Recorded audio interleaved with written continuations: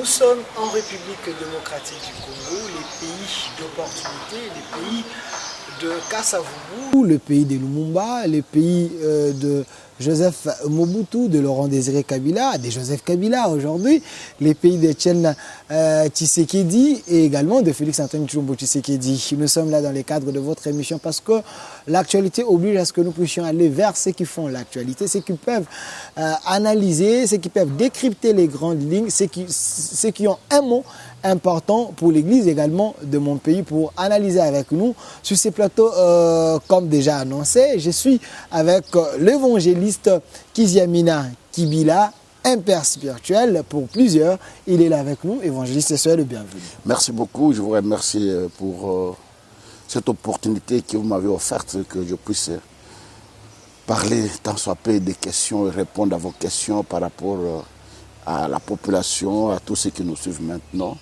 C'est une grande opportunité, je peux vous dire que merci. Voilà, merci évangéliste. Mais la première question, parce qu'avec vous, on va toucher un peu tout. Hein. On va parler de l'actualité de mon pays, on va parler de l'église, mais l'émission est bilingue. Merci, pour permettre à tout le monde que Mouton Zolandabiso, qu'on a concerné message, parce que ce n'est pas chaque jour qu'on reçoit évangéliste Kibila, il a tellement de responsabilités. Évangéliste, est-ce que vous vous sentez d'abord fier d'être appelé Congolais? Oui, je suis fier d'être appelé Congolais. J'ai été aux États-Unis, on m'avait invité dans une église pour prêcher, le pasteur était très âgé. Par rapport au travail que je fais, les anciens sont venus me voir pour me poser leurs problèmes, si je pourrais travailler avec eux. Ils feront de leur mieux de prendre ma famille en charge, les papiers, tout ce qu'on peut avoir, avec un salaire vraiment exorbitant. Mais j'avais dit non. Je rentre dans mon pays. Ils étaient étonnés de voir un Congolais avec tout ce qu'ils m'ont proposé, une église de plus de 1000 et quelques personnes. Et aux États-Unis, ils refusaient pour rentrer au pays où vous avez les miettes de 500 francs, 1000 francs et pour venir. Ça, c'est la première des choses. De deux, ça fait aujourd'hui 22 ans que mon épouse, mes enfants vivent en Europe. Je pourrais rester aussi en Europe avec toute ma famille. Et en Europe, j'ai des églises. J'ai une église à Paris, en Belgique, en Suisse, à Londres. Et à Paris, on en a même 2. Je pourrais être là, activer encore les églises qui sont là-bas, gagner plus que ce que je gagne ici. Mais je n'ai jamais été tenté de rester ailleurs et de rester dans mon pays. Voilà pourquoi je suis fier d'être appelé Congolais. Vous êtes fier d'être appelé Congolais? Vous êtes content de rester ici au pays parce qu'il y a trop de naïfs? Vous avez la facilité de manipuler les Congolais? Ou parce qu'ailleurs, les gens sont plus civilisés? Non, la naïveté, manipuler les gens, c'est pour avoir quelque chose. Je peux avoir plus ailleurs qu'ici pour avoir manipulé les gens. Et je ne me suis jamais engagé dans les seigneurs pour gagner le choses de ce monde parce que ça ne m'intéresse pas. Dans ma vie, ce qui m'intéresse, c'est servir les seigneurs pour qu'un jour je puisse être dans le royaume du Père et que je passe mon éternité en paix. Pas des choses terrestres. Aujourd'hui, je peux avoir des millions de maisons par-ci, par-là.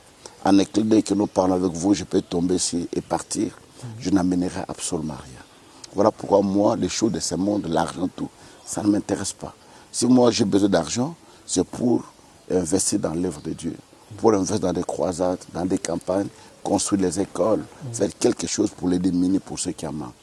Voilà pourquoi aujourd'hui, à mon jeune âge, à 22 ans, que j'ai créé ma toute première école. Aujourd'hui, j'ai 2 grandes écoles ici dans la ville de Kinshasa. Depuis que j'ai créé les enfants étudiés gratuitement. J'ai une école en Gaba, j'ai construit 3 bâtiments en étage. Donc, vous êtes parmi les auteurs de la gratuité? Mais moi, j'ai dit, allez demander des enfants étudiés gratuitement, les orphelins étudiés gratuitement, les démunis étudiés gratuitement dans mon école. Depuis 1987. 1987. Voilà. Là, peut-être toi, tu étais encore en train de marcher à 4 pattes.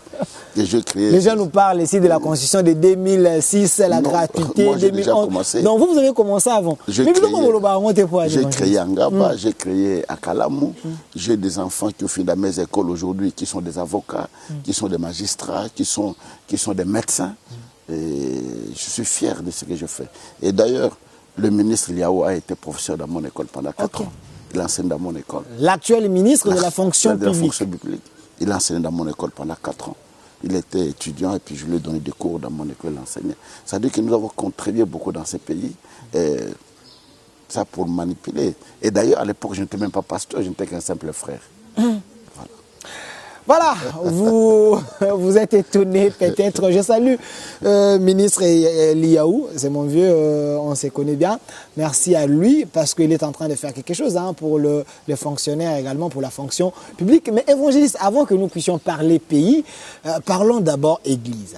Oui. Évangéliste Kiziamina Kibila, un grand nom, un père, mais vous ne changez pas, vous restez toujours évangéliste. Aujourd'hui, tu as archibishop, tu as pape, tu as autant de choses, autant de noms, mais vous restez toujours évangéliste. Vous vous contentez comme ça? Mais comme on a un Kiziamina, bon, si on a un Kiziamina, on a un communina comme un si on a un évangéliste, c'est un ministère, on a un pesanga. Mais on a un évangéliste, c'est un mot qui faut comme apôtre, archibishop. Et là, il y a un moutouille, il y a un moussala, ososala. La valeur d'un homme, c'est le travail, non les titres. Ok. Au a l'autre titre qui est au président. Est-ce que Moussala va nous salango malam? Benyo archibishop, archipape. Benyo tel. Est-ce que, comme on a reflété Moussala aux Osala? Pour moi, je suis fier parce que na comme évangile et dimnanga ne loko morote. Et ben monsieur baza big prophète, oka big prophète. Évangéliste qui aime évangéliste, un évangéliste. Oui, dans la conception na ye, ma kamamone laka, nous avons benga évangéliste. Je suis fier évangéliste parce que mon salanga évangéliste dans sala ils ont monana et puis ils ont pambola pengai. Alors les leçons na commis na changer combo. Pour na ya monene, mokuse molai, bien ko changer nini? Pour changer le comorote. Je suis fier d'être appelé évangéliste juste dans mes derniers jours. Dans une église, au moins 90 églises à travers le monde. En Angola, nous avons une dizaine d'églises. Dans le Bombashi, dans Matadi, dans Boma, dans Mwanda, Villa Kinshasa 25, Bandundu, Côte d'Ivoire, Congo, Brazzaville, aux États-Unis, partout. Et j'ai des enfants aujourd'hui qui ont fait des grands ministères. Mais je suis fier d'être appelé évangéliste.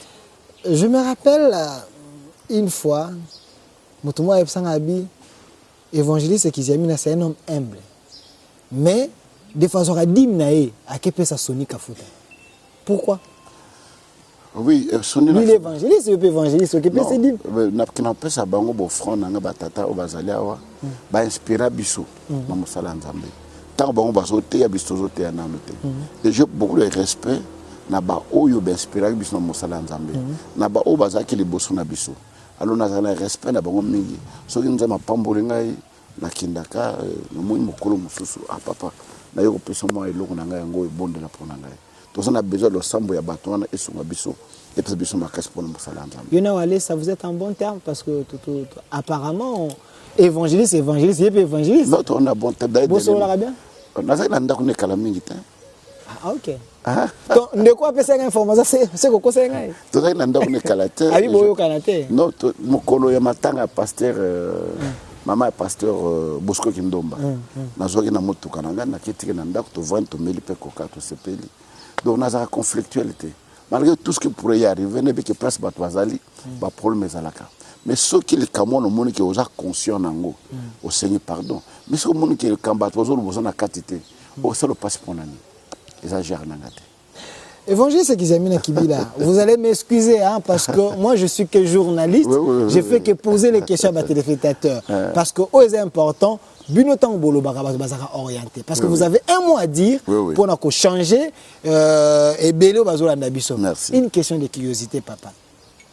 Apparemment, Koyoka Batebelende Babenga Yenga. On dit onction, présentement, il y a évangéliste et tu n'as pas évangéliste Walé ça.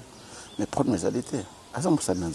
Donc, Dieu a transféré à Bino et Kenon. Non, Nzambe a sali la ramoto une époque naïe. So les atanaï pour mes alités. Alors, on habite thermomètre, on a une onction, ils ont rendu. Pour battre mes girangaï, qui amènent son assaut de campagne. Alors, on a aussi la campagne. Voilà tout ce que les gens disent. Mais il n'y a pas un évangéliste au Congo. Je dis au Congo, en Afrique centrale. Dans le pays francophone, à Sali Moussala la campagne où les Ganga na Mokili, na Bastade. Vous êtes dans le passé? Dans le passé pour le moment. On a tout ça campagne à Côte d'Ivoire, la stade à Côte d'Ivoire.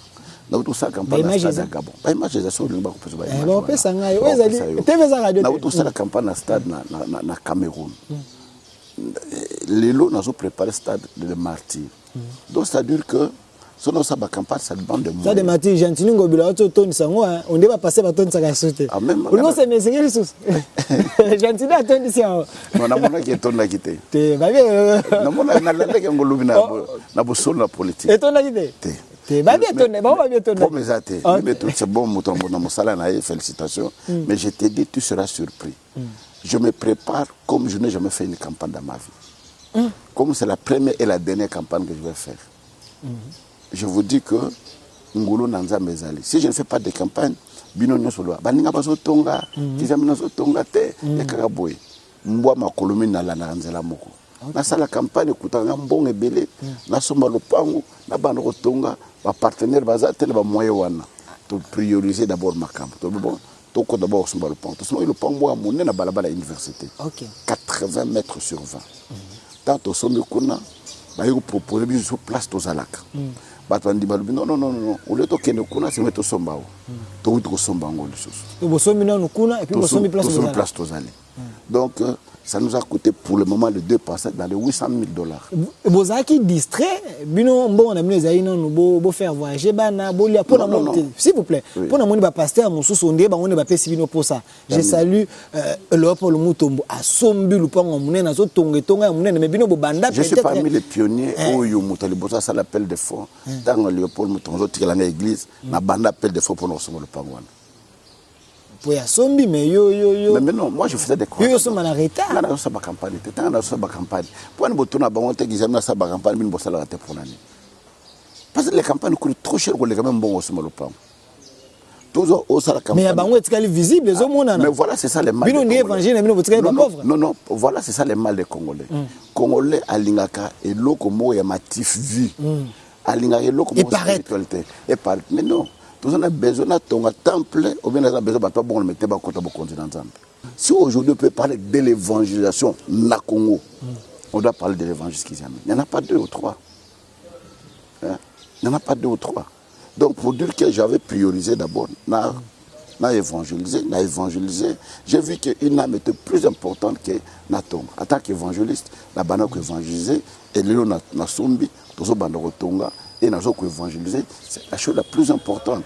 Donc ça me disait que mes dans la campagne, ça que mes dans Moussala. Sur une église dans le lot, tu verras que l'église, il y a plein de cultes, plein. Et puis je n'ai pas une église dans la ville de Kinshasa, j'ai au moins 25 églises dans la ville de Kinshasa. Mais la ville a au moins 12 parcelles. Masina to somba, Njil to somba, Elivulu to somba, Mangaba to somba, place télévision de Bissezali to somba. Et tout ça, na Boma to somba, na Mwanda to somba, Lubumbashi to somba. Bosombi pour l'église, to sombi pour la famille qui s'est mis. Non, to somba non, les losogi yo zate tika non pour na bana. Non, to somba pour l'église. L'église na biso au monde bakomaka. Combo, église, parcelle, ministère, la pour le nom de Jésus-Christ. Au somba pour l'église. Représenté. Imagine que si les lots zate nzamba bengue, tu sais non pour l'église. Ok. Je salue évangéliste Soni Kafuta. J'avais suivi un élément à l'obi Tanae Asali à Pessi relève. Et pas à aller ça à continuer. Ça comme tout que ça OK na destination et comme il na 4x4 ceux qui chauffeur muso a changé à continuer mais na mona ga tanga ki ote c'est que wale ça ndazo ça la continuité parce que yo ozo reconnaître que no peut ça que dim donc on peut ça que dim mais après peut ko soma loba na mayebi ça non nzambe azana makamuna ndenga sala na tana ye nzambe okoza na mwana no nzamba lobi pesa bokonza mwana wana Dieu peut le faire. Jacob na Isaac, Yosano Jacob. Non. Non, je ne dis pas ça. Je ne dis pas ça. Je voulais dire que ma katiandako. Biso na bana autobot na nzoto. Na bana autobot na molimo. Ba on ne pas ça bana na biso. So ndama lobi na ngaki examina. Mon mwana na molimo wana. Bondela pona ye akama bosala. Na bondela pona opesa ye. So ndama lobi na ngaki na mwana no pe oboti wana. Bondela pona pesa musala. Na opesa ye. Parce que nous avons la paire de jumeaux. Et d'ailleurs, Valérie Moussala Yamutu et Yebanakatangu Yazalité.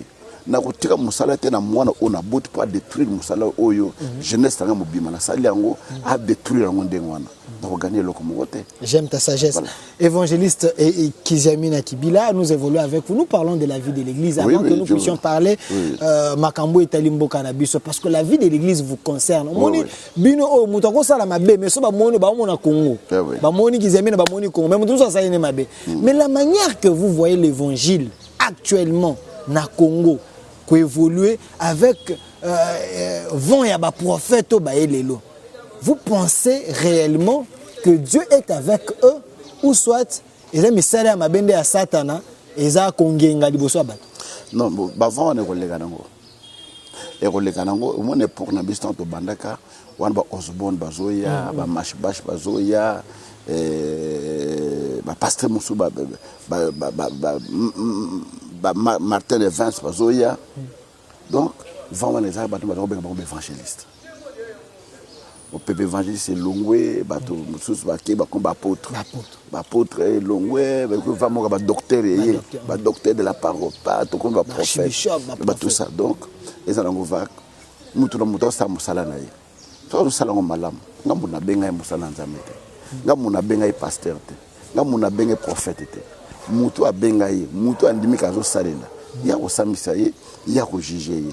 Moi en qualité de quoi?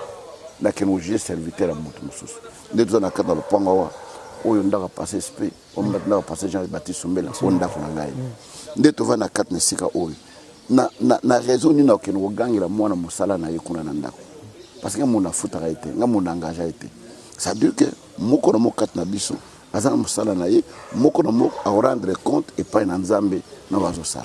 Mais quelque part dans la Bible on dit que vous êtes des sentinelles, Oui, c'est mon numéro on a bien évangéliste Roger Baka moi on a bien yazo salamu salawana. Il est en train de veiller s'il y a un mal il crie. Non. Mais yo oza ko se soustraire. Non, ko veiller ngolo bateka na la télévision pour na ganga ba bakina zo veiller non.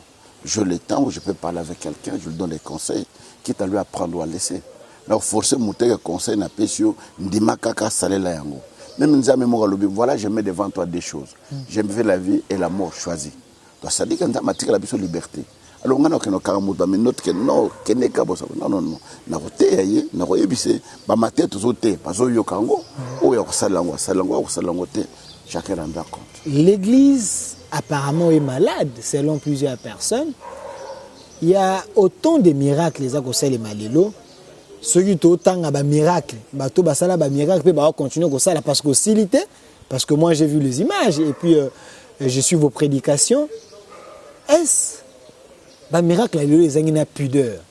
Ça ne vous gêne pas bino ba papa mili motango bota na TV bomoni ndeko na bino musala nzambe prophète azomona vision na hôtel chambre 26 yo papa ovandi wana nzambe aza capable ko sala ngo toza maturité spirituelle peut-être là-bas.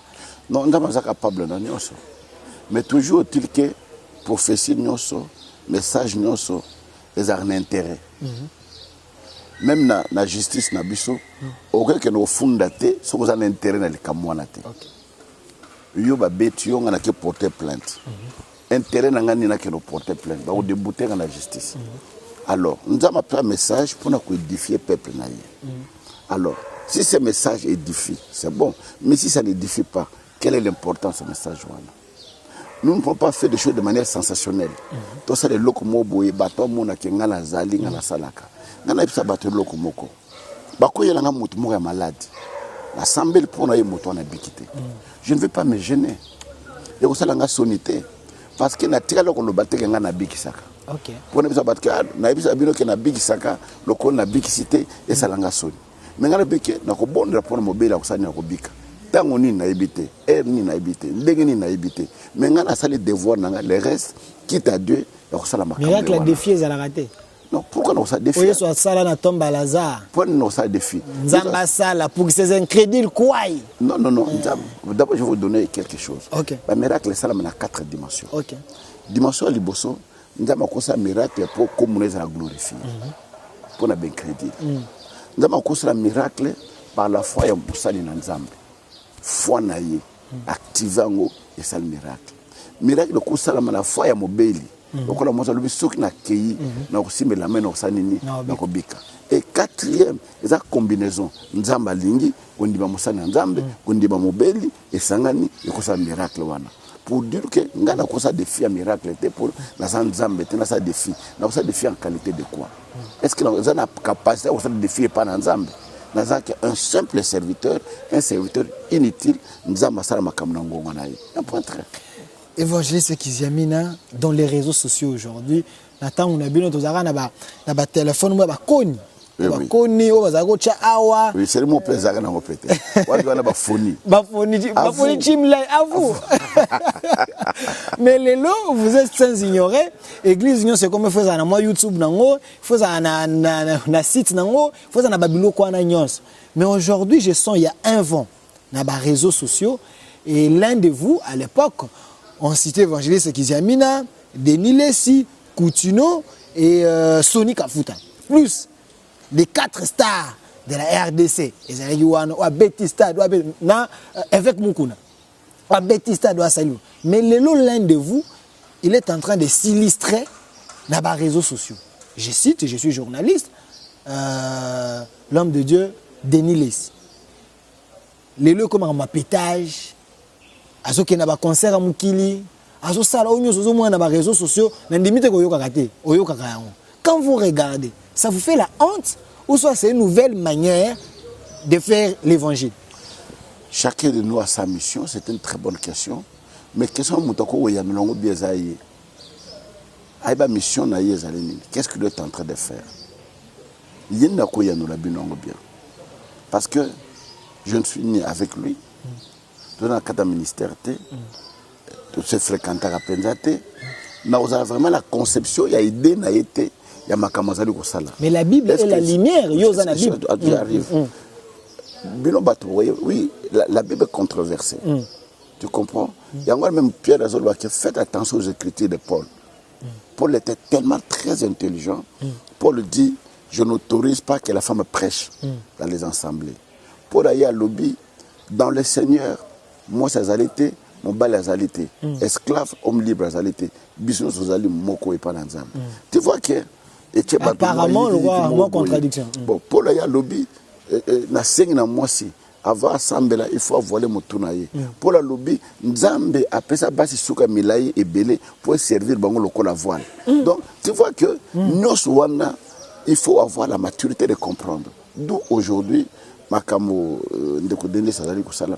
Ye kaka ndeko ko interpréter sens nango parce qu'il y a l'esprit, il y a la lettre. Et esprit ya likamwana ndenga zo lobelango. Ye kaka nde mutoko ko yebisa biso. Ndenge nini ayoka ke nini bayebisa ke nini pour discerner on va pas comprendre. Ce qui est un peu plus grave, Bandomo bazaki choqué. Oui. Balandi parce que nous parlons de lui, tout ça n'a problème n'a été vous êtes père et église, mususu bazal lésé na foi. Peut-être que yoka yo ba koyiko za un peu édifié. Na landi ndeko Denis Lessi sabi azaki ko prêcher son interprète à quoi. Tant à quoi ba memie pembeni. Après qu'il t'a tourné, à quoi il peut nani abino, à quoi à senga qui va passer mon boule à diamba pour avoir ma casse et ça il y a quoi interpréter.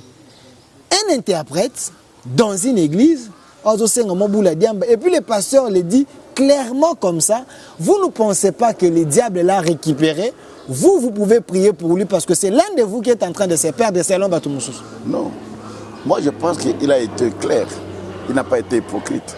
À Bimis Conception, il y a Mundimouana qui a dans les seigneurs. À Bombiété, à Bimis, il y a un poisson. Wap ma beso a Bimis Mundimouana qui a un poisson parce que à Mela Masanga, à une église à Baniko Lubabou, à Baniko Sanda. Nous avons Sanda pour une maladie à Mela Masanga. Je pense qu'il a été clair. Je pense qu'il a dévoilé le comportement de Kouana. Au-delà de tout, sa manière de communiquer laisse la foi de plusieurs. Il a encouragé de Kouana te prendre. Mais à dénoncer de quoi un comportement oyo attaque Moussa Nanda m'interprète à cause de la conception wanate. Pasteur Kiziamina, qu'est-ce qui vous différencie des autres? Parce que Mouta Lobo Yazali. Même je suis moi, qu'est-ce que les gens disent de moi? Il était incapable de témoigner de lui-même. Donc c'est les gens qui pouvaient voir de quoi je me différencie des autres. Simple, je vis avec tout le monde, tout ça. On a évité des différences sur les niveau. Parce que oui, il est vrai que Dans ma salle, ils différemment. Ils ont battu un comportement, un agissement, différemment. C'est normal qu'il y ait des différents. Une question directe, papa. Quelle est la particularité de ton message? Je prêche la croix. Je prêche la croix. J'ai écrit un livre sur la croix. Parce que tu as Amazon en France. Si on connaît Amazon, on bêtit les acquis de la croix, on bêtit les mystères de la croix, et vous comprendrez que na contamine la révélation de la croix. Parce que sans la croix, salut est alité, Bible peut être alité. Parce que toute la Bible est représentée par la croix. Voilà les quintessence à message. Si ton Dieu est mort, essaye les miens, yo mutoloba yango, et tikala caché na yo. Congo, parlons pays. Si ton Dieu est mort, essaye les miens. Papa, vous avez vendu na biso na Congo. Namboka oyo, oyo yo zali. Donc, ceux qui m'ont simbate, batuba meganzambe na yo. Apparemment, ton Dieu est absent. Est-ce que vous ne priez pas pour ces pays? Non, nous prions parce que on n'a jamais été consulté. Dans ces pays, on aime les flatteurs. Même dans la consultation chef de l'État, on a qui mais on a pasteur moussous. Peut-être vous avez moindre, on moindre. C'est normal, tu as moindre. On n'est rien. J'ai dit que nous sommes des serviteurs inutiles. Mais les noms comme vous. Non, comme si on m'a dit que ça dit que c'est ça pour dire qu'on ne consulte pas pour les conseils. Les gens aiment qu'on les acclame. Mais ce n'est pas, je n'ai jamais été hypocrite. Donc on a l'embête moko, on a kassani moko, quand ça ne va pas, je te dis non mon frère là ça ne va pas. Mais batebele balinga bon côté. On n'a jamais occupé des postes de responsabilité. Na katnamboko pour bataille de quoi nous sommes capables, qu'est-ce que nous pouvons faire? Et nous prions. On peut prier, mais ceux qui sont sur le terrain, ce qui fait qu'aujourd'hui on arrive là où on est arrivé. Moi j'ose croire que aujourd'hui, si on aurait des gens, les lots, où ils sont vraiment honnêtes, sincères, mboka oyo pour être tellement, quand on regarde les tableaux de détournement des millions, on va détourner 300 millions, il y a Covid, on va détourner 500 millions, il y a pont, on va détourner 300 millions. Rien que des millions et des millions. On entend que des millions. Moi, je ne sais pas, millions, on est en mathématiques ou bien comptabilité ou bien millions pendant un bon. Alors, il y a millions en bon. Donc, c'est-à-dire que ceux qui ont des alakanas, peu impunité et alakanas, je pense les lots. Vous comprenez? Je suis choqué, j'ai perdu. Il y a ma nièce qui habite avec moi à Kinepoabota. Elle a perdu son enfant. Elle a perdu son enfant. Bazaki na centre a non, il faut qu'il y ait un hôpital à mon ami. Comme un hôpital, il y a Kitambo, courant exaté. Courant exaté. Na 21h wana, il faut que l'on Kitambo, qu'il y ait une team maman yemo en cours de route. Elle a perdu son enfant. Vous comprenez?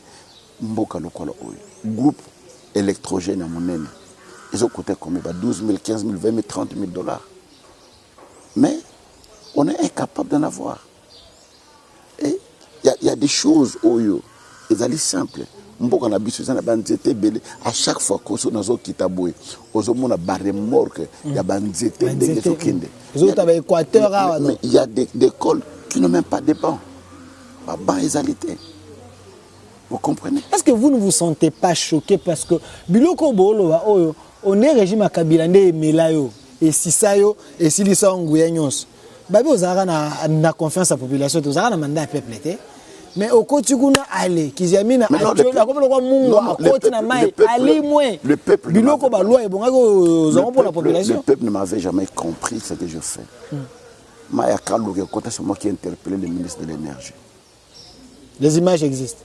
Allez-y. Si on lit après, la question aura un débat. Je viendrai vers vous. Mais je dis, moi je fais le débat. Allez-y. Transforme, c'est moi qui ai fait l'interprète. Transforme dans la outil. Ok. Nzela Oyibokota est mon bel 12e, wana pour qu'il y ait 12e. Mbong est l'Union européenne, il y a qui est Tata Mourassa qu'on a interpellé, Mbong est bien pour passer dans Nzela wana. Ok. ministre sport, pardon Kaliba que j'ai salé ici, c'est moi qui l'ai interpellé, il y a un parlement. Congo bané la loi sport. L'interpellation nangai, ndeba yoko yeba que Congo est la loi sport, va la loi sport. Ministre des Affaires étrangères, pour ndeba zako tega ambassade, c'est moi qui ai fait la question orale avec débat pour natuna ambassade botega mbo et kenao, il faut éloquer souka. C'est moi qui l'ai fait. Je fais ce que je pouvais faire, je ne peux pas faire tout à la fois. Et vous savez, quand je suis allé là-bas, base nanga Isaac Église. À l'époque, j'ai eu la malchance. Et on a la première pasteur comme pionnier dans la Nanzela Wana. Les autres, on a Godempo, ils ont compris par après que vous avez raison. Le quoi bateau comprendre c'est très difficile pour battre la Nanzela Makamnaza Kosala. Tu comprends? Ba parti pour dire bateau basala ba loi. Les lois ne sont pas faites par eux. La preuve, loi Yantingi, on a présenté sur ma élection. Nziani Moutasali a présenté un Ngokona. Et il y a des gens qui ont des bureaux, Batona Bango, la corporation Bango, va proposer la loi, va passer sur la congolité. Je l'avais reçu, Nazaki Naye. Ngaï, Nazaki, député, je n'avais aucune base arrière. On va proposer le Komobo. J'ai travaillé dans le niveau où il y a un Yébaki. Je n'avais pas eu un appui extérieur pour nos salangos. Il faut me féliciter quand même que malgré Nazaki n'a pas été, mais j'ai fait un travail. Et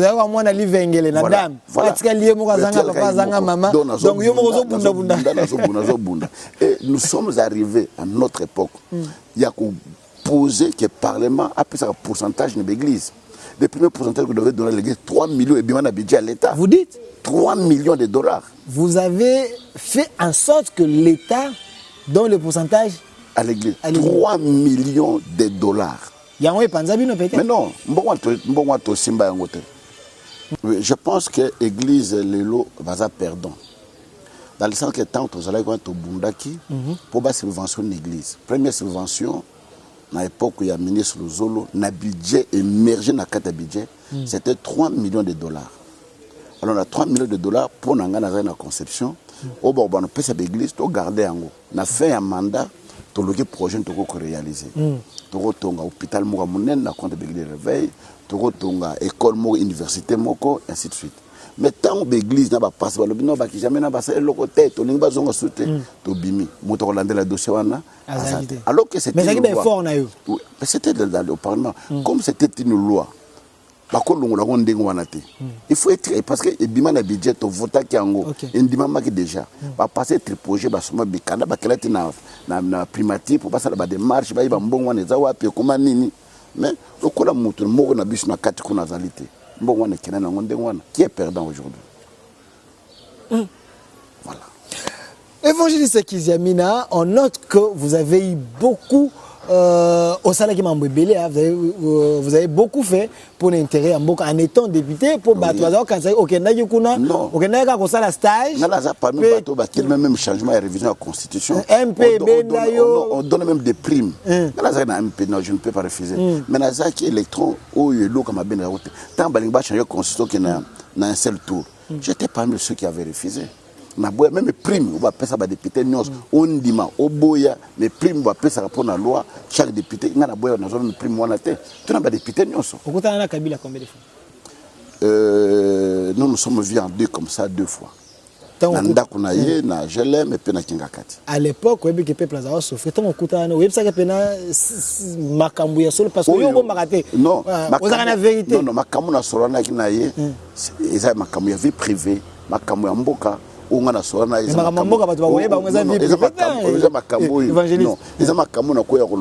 na pêche conseil tala boyeboy na ko binisa na télévision te na budulu ba ba passer là que son na solo na passer na pêche conseil ya ko ndima ya ko boya na ko lobelo te na kuta na passer Denis Les le bagi boy na kuta na Moïse na kuta na Mike na kuta na passer Kankenza na kuta non auto solo et j'ai eu la chance qu'il me reçoive chez lui en 2. Il m'a appelé, je lui ai dit ce que je pouvais lui dire. À l'époque, tu sais que dans un comme na limité, on a eu peuple même mieux n'a pas. Moi je suis parmi les jeunes en 94. J'étais très jeune. En 94 il le lot, c'est plutôt qu'il m'a 30 ans dans 2 ans, 28 ans passés. Naza parmi les jeunes on a qui nous coûte papa Tshisekedi. Ba photo ils allaient sur l'ina sur la photo. Na ki kuta na ye pour naïe biseba kutana Mobutu. À l'époque. À l'époque, tokenda na ba pasteur, tokutana to pesi to sololi. Voilà pourquoi au moins temps batolbi, tu sais que qui kotala Mobutu na Nice. Tu te rappelles? Oui. À Kanati na Nice alors que Erwan nous poursuit à Makassi. C'est nous qui avons été cet acteur. Kizamina Kibilo to mona Obanda makamwana kala. Dans 94. Avec Etienne Tshisekedi. Avec Etienne Tshisekedi. Nanda kuna bureau, je peux même te décrire bureau ndengezali. Na 2005 4 tanga zoboya makambo même pour qu'il y ait élection en 2011. Tokena papa Mukendi. Personnel. Maître Mukendi.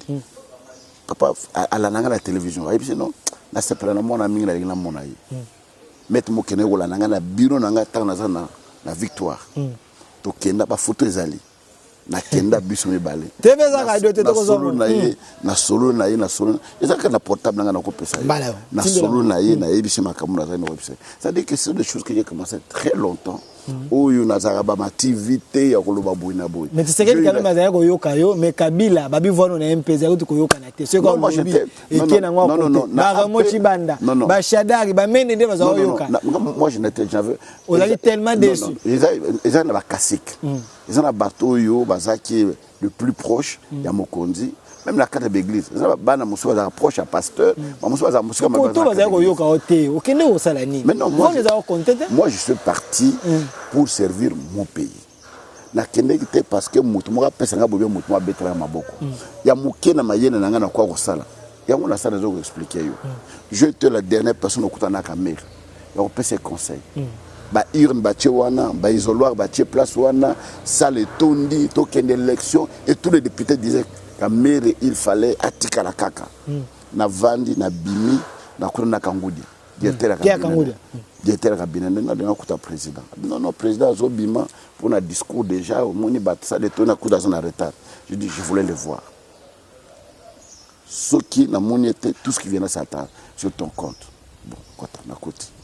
Monier, le président, j'ai un conseil à vous donner.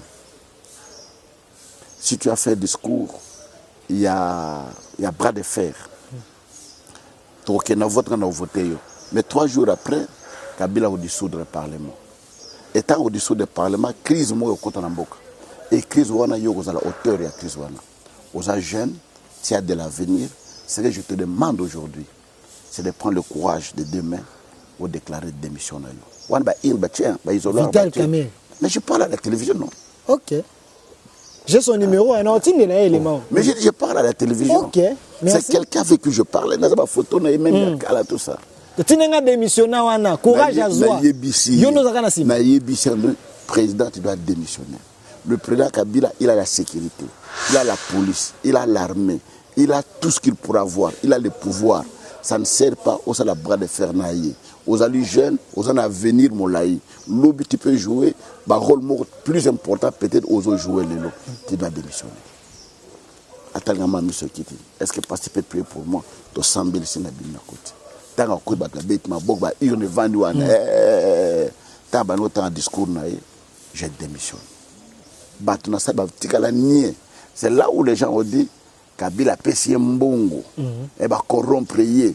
Parce que dans toutes les réunions, se disait qu'il n'était pas souka, à démissionner. Mais quand il avait l'idée de démissionner, il déjà isoloir, tout, par mon discours des gens, non, à démissionner, les gens étaient surpris. Mais c'est un travail que je fais.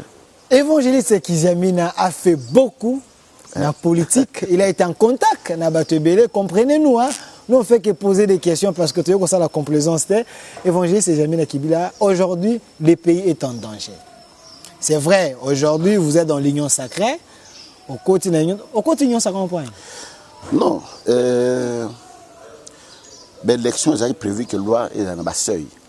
Pour partir dans les amouqués. Donc, on a été l'élection. Personne n'a pas à ma lettre. Il y a malade tout ça. Mais on a ça qui est là compte à partir. Ils ont parlé de malade de bien député. Comment bien mouké ba congolais ba ba parti malade. Non, parti malade. Gentil ngobila auto sala awa. Parti bota mika sika sika atonti stade. Tala ba te belé. Mais non. Gentil ngobila. Mais bilo bobanda kala. Non, je te dis Gentil ngoba asali atonti stade. Mais ce aucun mani ma peut-être partisan installé. Aucun na bandu, aucun bamboka musu tout ça. C'est la vie de Kinshasa. C'est pas la République démocratique du Congo. Moi, je reconnais avec modestie. Avec toute humilité que parti Nanga est s'installer dans tous les temps de la République. Surtout qu'il y a une élection, donc on va se tu comprends? Parce que parti Malet, en 2006, na bima ki député na compte à parti wana, en 2012, na bima ki député na compte à parti va invalider ngai. Ça dit que ça parti qui existait. Voilà. Alors et ça là passe ne va invalider. Mais l'oxo eza yo babotoli, ça lokaka passe. L'état de droit. État de droit. État moyibi. Parce que, alors, qu'est-ce que je disais? Bon, tant que on a bâti Azali, Balongole na FCC, Union sacrée Zalité. Alors, non, je connais Bati, j'ai travaillé avec lui au Parlement, Azali, président du groupe parlementaire Nangaï, je voulais faire alliance avec lui. Donc, ça, l'alliance dans FDC, on a FDC, ça nulle part. Tu comprends? Ah, t'es pas quand peut-être je vais pas pour oui, pour l'intérêt. On est parti. Et quand lui, il a fait alliance avec Union Sacrée, d'office, il nous a remorqué tous. La cata Union Sacrée. Je n'ai pas voulu aujourd'hui, on a démissionné, qu'on a kebou, non. La vie faut stable. Balobana keluba que fourmi, ou alia kalideso. Un bon combat, il faut le mener dedans. Sauf que quand on a quatre parties, il faut une dimaragnos. Non, il faut mener le combat dedans pour dire non, non. Nous allons tous qui nous avons tout changer, nous allons bouiller. Bouiller bien, tout ça la bouille. J'ai dit, moi j'accepte de voler avec eux. Voilà comment je me suis retrouvé. Quelqu'un m'a dit que Kiziamina est dans l'Union sacrée et puis il est avec Bahati parce que c'est un nom. Bientôt là-bas, ça là-bas partage. Il y a une entreprise publique. Kiziamina a sonné déjà sur la liste. Je ne sais pas. Je ne sais pas, on ne m'a jamais consulté. Ça va nommer au Roger? Pourquoi pas? La charge de l'équipe Belé. Non, non, pourquoi pas? L'église est aussi maintenant, tu fais tomber la l'église. Il y a dimanche, il y a une église, il y a premier kit plein, deuxième kit plein. La campagne, on s'en a sauté pour toi.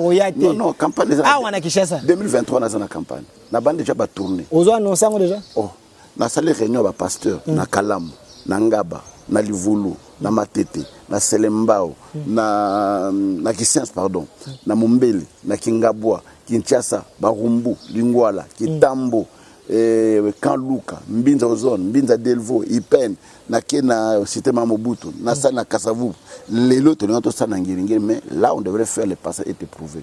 Donc nous avons quatre travaux, nous avons préparé mon salon. On a travaillé à fourmi. Voilà, au moment venu, vous le comprenez. On a triomphal, on a vélodrome, mais à moi, Mouké, au Bandela Wana, t'inquiète pas, on vous a détonné. Vélodrome aussi, même. On allez étonner. Martyr et Melarabat. Et Melaka. On a créé un martyr, on a la chaîne de télévision. Et l'autre Moroté. Martyr et Tonda 3 jours. Je me sens dans sa campagne qui chasse 3 jours dans martyr à Tony Sango. Tu te demandes 1, 1, 2, 2, 7, 7, 6, 6. Oui, vous avez la biloque.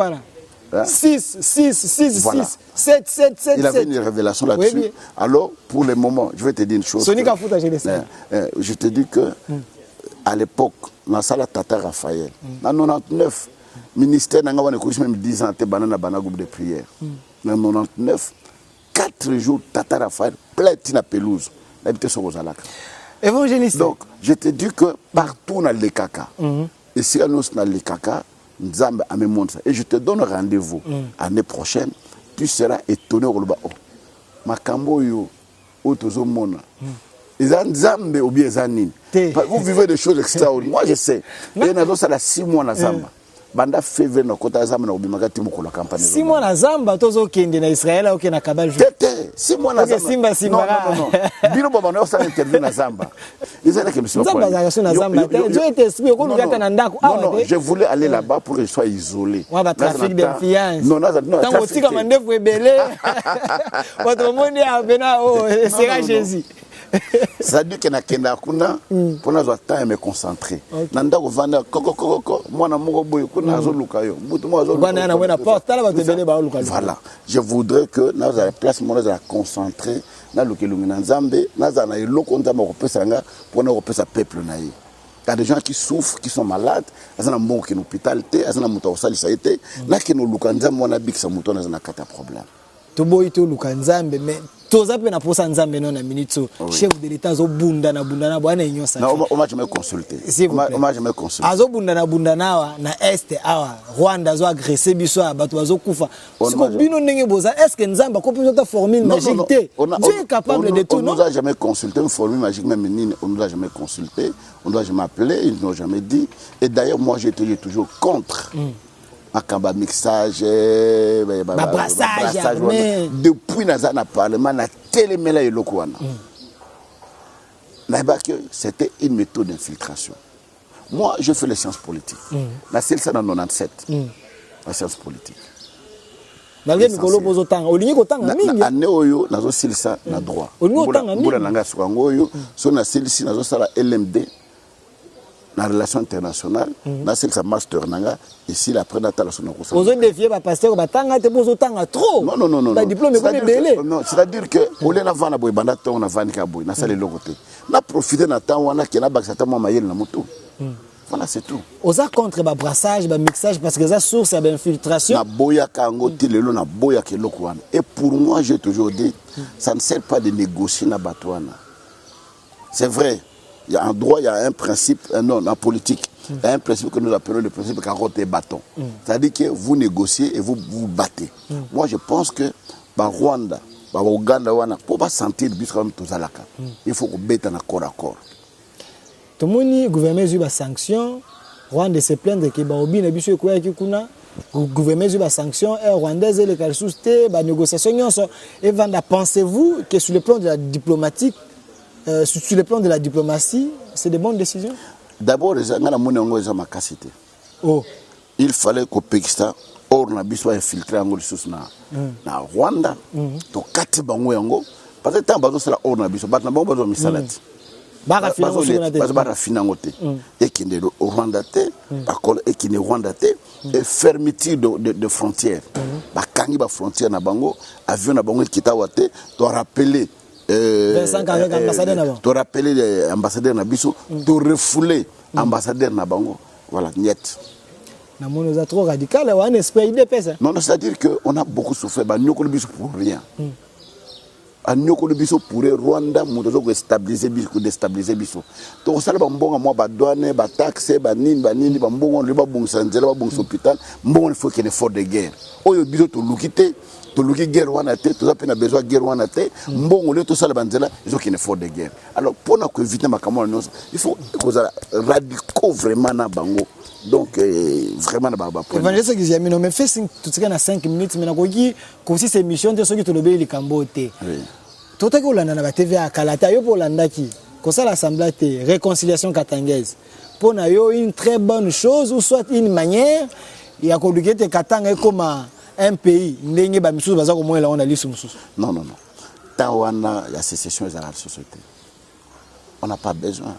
Il y a des gens qui se trompent des fois. Il y a la province Moko est plus importante que la province Moussous. Mukuta.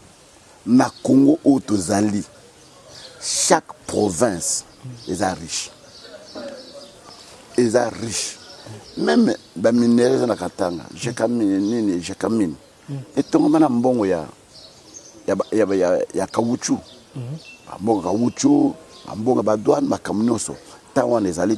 Mais il n'est pas mauvais que Bana Moko, il y a beaucoup à se réconcilier. Katumbi Kabila, Alliance Wana, et Bank Sabinote en 2023. Mais non, ça ne pose pas un problème, par contre, se réconcilier. Pour Katumbi, Kabila, Matata, Faïl. Mais Bazabana Mbokat. Mais il y a ça Rebozanga. Bazabana Mboka, et d'ailleurs, même beaucoup déjà que na tika libela 100 ans à 100 ans. Non, il y a des gens qui arrivent, qui partent, les autres viennent, mais il y a un projet malam. Il y a un banque sabutoté, l'obama kamoza nango, toké total ce qu'on peut faire sur terre. Évangéliste, avant une dernière question, aux ara sincères, aux ara sincères. Tant au tambola vaso bato ba monio, papa, kabelanga, papa, moi loboko moi nini. le chef de l'État lobaki le peuple d'abord. Tant au tambola penana nzela na bonzambe nyonso na bo centre nyonso. Pensez-vous que le social y a Congolais a amélioré? Non, je vais vous dire la bonne chose que nous parlons d'un état de droit. Les Congolais, les mortels des Congolais pensent que l'état de droit est la justice. Non, non, non. L'état de droit englobe le social, l'éducation, la santé et la justice. Et on va bien l'état de droit. Je ne peux pas parler de l'état de droit si on a besoin de foutre. Au cours de foutre à Roïba. Bazo foutre à Osama Malamote. Médecin on a besoin de foutre bien à Osama Malamote. Donc l'état de droit aux arrêtés. Et l'état de droit c'est la globalité, c'est un tout. Pas bien l'état de droit. Et aujourd'hui, on est en train de patauger. Makambo ebele oyo toko bateka à 100%. Mais moi hier moké oyo zo mona kelelo va fonctionner moi salaire moké ba bakisi ba 30%. Moi 30%. Un ancien enseignant na yo ozo sala musala kuna ministre Liao atangisa na école na yo. Oui. A bakisi ba fonctionner moi 30%. Donc vous avez à contribuer à la vie ya bateau même les ministres. Donc il est passé par vous. Mais c'est mon fils. OK. Sa femme c'est ma fille de l'église. Donc, j'ai encore un autre enfant qui est ministre là-bas, ministre à travail. À une église, dans la puissance, depuis 1992. Ministre à travail. Que je salue maman Claudie. C'est ma fille spirituelle. Le DG de la SONAS. Oh là là. C'est mon fils. On a gagné depuis 1992, on a fait campagne dans le stade na Boma. Là, il était agent à Boma. Il est là. Le DG, le PCA de OCC, c'est mon fils de l'église. Donc, je suis en train de voir que, et je suis fier d'eux, Moussalo Bazali Salapé, Babazo Koumi Sabon Bazo Malam. On avance à Bango. Bongo comme un vétéran église, Bongo Tigate pour ma bonne équipe. Non, n'avance à Bango. N'avance à Bango, n'avance à Bango. Na tinde bino kuna tena yoga ki oyibi. Soko oyibi, ngana suspendre. On a conseil à papa Moulib. Na miso abatunyo sa yebisa Bango. Faites démontrer que vous êtes les enfants de Dieu et démontrer que vous êtes mes fils. Et vous devez travailler correctement. Merci, évangéliste. Le ministre du tourisme et provincial. Modérontim. Non, provincial. Tout provincial. C'est mon fils de l'église. J'ai encadré beaucoup d'enfants là. Nous avons un éléphant devant nous. Mais évangéliste Tokobi Nasuka, regardez la caméra. Je vous donne un exercice. Oui. Adressez-vous, premièrement, au chef du gouvernement, Sama Lukonde, et deuxièmement, au chef de l'État. Ni nous avons pour ça au Loba, na émission Lobité, caméra et non, je dirais au chef du gouvernement de faire beaucoup d'efforts. Basa ba effort et belé, to longola mboka na bourbier otozana yango, Congolais pa sepela, Congolais to na mboka ki to koleka mboka nyonso. Na tamboli na mokili ba mboka ebele 60 pays na tamboli, na mona mboka ezaki toko elenga ova lokola Congo te. Tout ça l'effort que Mboka est à Malam. Au chef de l'État, je lui dirais de prendre le courage de demain, de sélectionner une bonne équipe. Dans une année où il y a une élection, il y a un motu et vendre sur les deux épaules, il y a aider pour que en 2023, il y ait un bilan positif à présenter le peuple congolais. Et puis, il y a un courage par rapport à la situation de l'Est de se battre. Le conflit le cola mesa des banglais naf. Donc trop c'est trop de façon que ma camoine ici là mboka la bise à la kimia. Voilà tout ce que je peux vous dire. Nous sommes là et nous comptons prier pour ce pays. Merci. Ça n'est fini pour aujourd'hui. Ça, c'est les paroles d'un sage, d'un évangéliste, d'un père, d'un ancien député. C'est lui qui a côtoyé plusieurs acteurs politiques. Il connaît les réalités de ces pays. Vous étiez en train de nous suivre. Il a beaucoup parlé. Il a dit des choses. S'il vous a blessé, Bolim Bisabiso, œuvre humaine et ça la parfaite, mais il y a lobby na souci il y a kosunga église pe ya kosunga Congo bino vous allez na réseaux sociaux bokati bosisi contenité boke bobwaki wa lobaki boy musala wana ndeto lingite parce que vous avez suivi mamunyo sa lobby na moni ya mabete na monika ya malamu na souci ya koaider. C'était votre émission, restez fidèles à nos programmes. Au revoir.